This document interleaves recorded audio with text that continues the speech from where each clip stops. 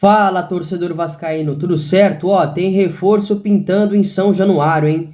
O Vasco está negociando um contrato por empréstimo com o lateral esquerdo Jefferson, do Atlético Goianiense. A lateral esquerda é uma posição que o clube enxerga como carente e quer trazer mais um atleta para disputar a posição com o Lucas Piton no time titular. Eu sou Vinícius Martins e você está no canal 4 Linhas.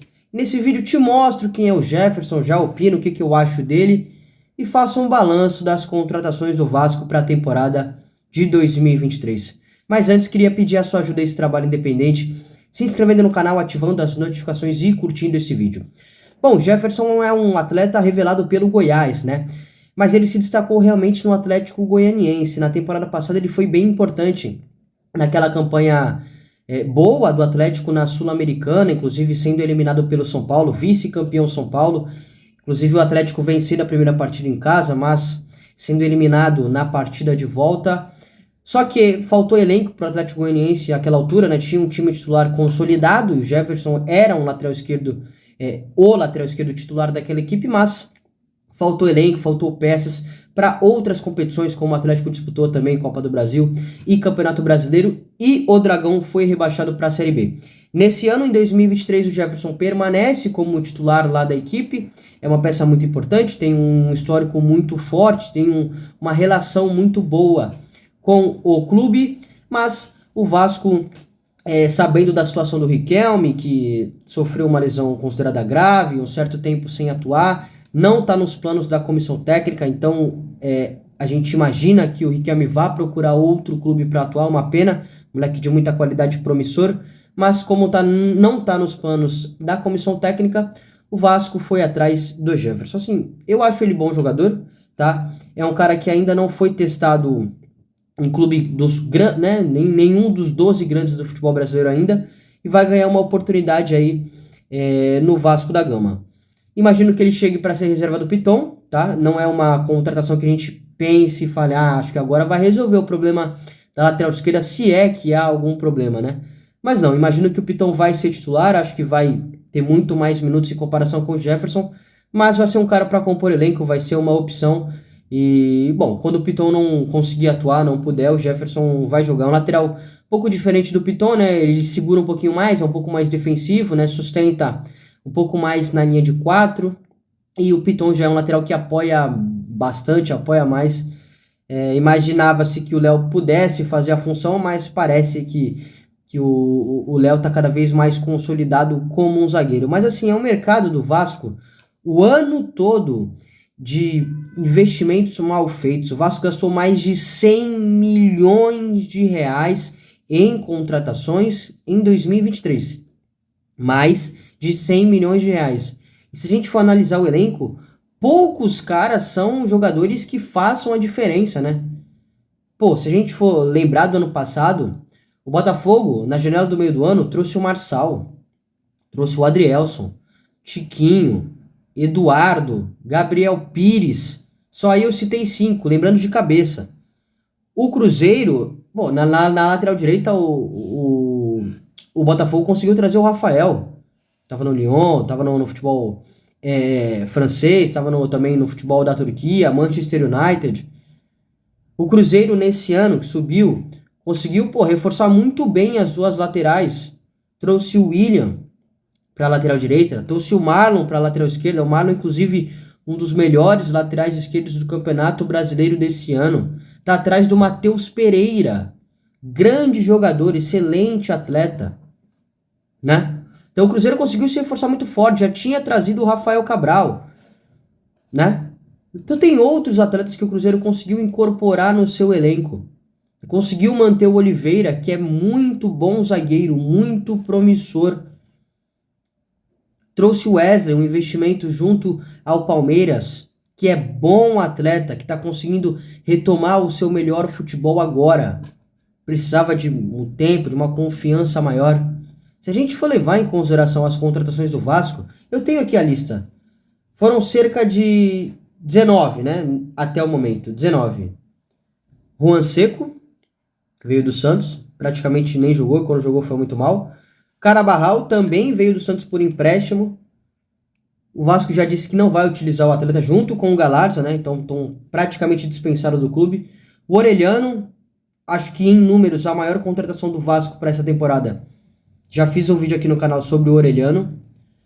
O Piton, Pedro Raul, que inclusive já está vendido ao futebol mexicano. Foi muito mal, não conseguiu ter o mesmo desempenho que teve no Goiás no ano passado. Patrick de Luca, que está lesionado. Léo Pelé. Robson Bambu. Pumita Rodrigues. Ivan. Paulo Henrique, junto ao Atlético Mineiro. Matheus Cocão. Andrei por empréstimo. Léo Jardim. Jair Capasso. Medel. Maicon, que estava no Santos. E a gente avisou aqui no canal, hein? A gente avisou. Também tá praticamente... Não vou dizer que tá fora dos planos, né? Mas Ramon Dias não curtiu muito o que viu. Serginho Macedônia.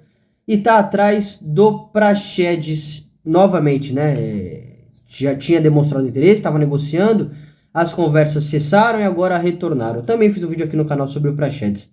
Então, assim, foram 1, 2, 3, 4, 5, 6, 7, 8, 9, 10, 11, 12, 13, 14, 15, 16, 17, 18, 19 contratações do Vasco para essa temporada. Eu devo estar esquecendo de alguém, né? Devo estar esquecendo. E assim, convenhamos, gente. Quais têm condições de serem titulares para o Vasco, assim?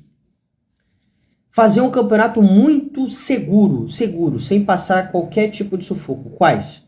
Para um clube gigante que é o Vasco e com uma pressão enorme. Piton, na lateral esquerda. Léo Pelé. O Robson, talvez como reserva. O Puma. O Ivan. O Andrei, que foi por empréstimo, né? Tá retornando. O Léo Jardim. O Jair, o Capasso, o Medel e o Serginho. Se 10 desses 19 aí tiverem condições, mas condições mesmo, de atuar no Vasco, é um número alto, tá? Nem acho que chegue a isso, talvez para compor elenco, para ser titular, eu tiro uns 4 ou 5 só. Então, assim, e o Vasco que gastou mais de 100 milhões de reais para essa temporada. Investimentos muito mal feitos, cara. Eu fico olhando aqui as contratações. É o Vasco que não conseguiu trazer Lianco, não conseguiu trazer Fernando, não conseguiu trazer Salazar, não conseguiu trazer o próprio Cittadini, que tá indo pro Bahia. Não conseguiu trazer quem mais? Deixa eu ver. Cuejar. Quem mais? O Lanzini. Não conseguiu trazer esses caras, que seriam reforços de peso. A maioria desses nomes. Então hoje o Vasco, cara, é difícil explicar o que acontece no clube. Que seria para ser sério. Mas será que teve um planejamento ideal, certo, para trazer essas contratações? Qual que era o objetivo do Vasco? Recentemente foi veiculado o nome do Lucas Prato. 35, 36 anos. O Prato tava no Vélez, cara. Muito mal no Vélez, muito mal. Agora tá querendo contratar o Praxedes, que é um outro moleque. Vai fazer uma outra aposta. Moleque de 21 anos. Esse é o nível de contratações do Vasco. Se a gente for... Eu já citei o Botafogo, tô citando o Cruzeiro desse ano, são 2 SAFs. Olha o investimento, as contratações, não vou nem falar investimento que o Vasco gastou bastante dinheiro, mas o nível das contratações de caras que chegam e resolvam. O Botafogo terminou o Brasileirão do ano passado a uma rodada de se classificar para a Libertadores. Não se classificou porque perdeu para o Atlético Paranaense na última rodada. Nesse ano é líder do Brasileiro. O Cruzeiro tá fazendo um campeonato muito seguro de meio de tabela. E esperava-se que fosse lutar contra o rebaixamento. Mas veio uma contratação aqui, outra ali, trouxe o Arthur Gomes, pagou um valor relativamente caro pelo Arthur Gomes, que estava no Sporting de Portugal. No Sporting. Jogando muito bem por lá. Trouxe uma contratação aqui, uma contratação ali, o técnico Pepa ajustou. O time faz um campeonato muito seguro de meio de tabela. Hoje estaria classificado para a Sul-Americana. E o Vasco?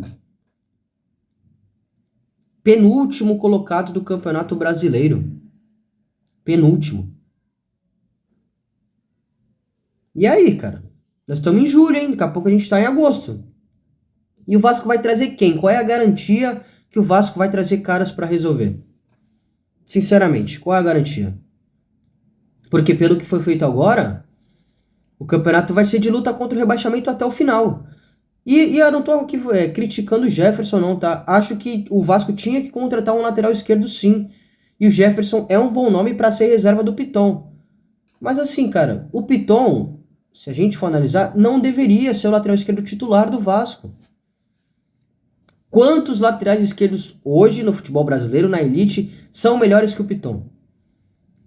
Mais de 10 aí. Mais de 10. Pensa aí, pensa aí. Mais de 10. Contando. Só do Flamengo, os dois são melhores. Só do Flamengo. O Felipe Luiz com 38, 39 anos. É melhor que o Piton. A gente viu que o Felipe Luiz está jogando. E outras equipes. O Botafogo tem o Marçal. O Cruzeiro tem o Marlon.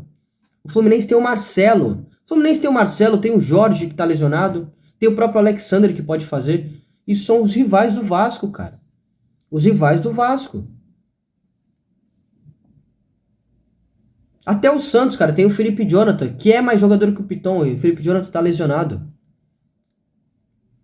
Reinaldo no Grêmio. O Internacional tem o René. Palmeiras tem o Piquerez. Falando só dos times grandes, hein? Devo estar esquecendo de alguém? Devo estar. O São Paulo tem o Wellington, tá lesionado. Quem mais? Cara, não dá pra entender o que acontece no Vasco, velho. Não dá pra entender. É zombar com a cara do torcedor, de verdade mesmo. Vai ser até o final isso, cara. Luta contra o rebaixamento, mais um sufoco. Um clube que não vai conseguir trazer nenhum cara que chegue pra resolver de peso. Nenhum. Tentou Lianco, Fernando Lanzini, Salazar, Cuejar, Cittadini, 6, 7, 6. Não conseguiu ninguém. Qual é a garantia pro torcedor que vai conseguir trazer alguém que resolva agora? Qual a garantia? O Ramon Dias vai ter que se desdobrar para fazer esse time jogar. E nem acho, tá? Eu acho que o elenco é mal montado, é desequilibrado, mas nem acho que era para estar na zona do rebaixamento. Era para ficar na 14ª, 15ª colocação. Mas mesmo assim, é a nível do Vasco.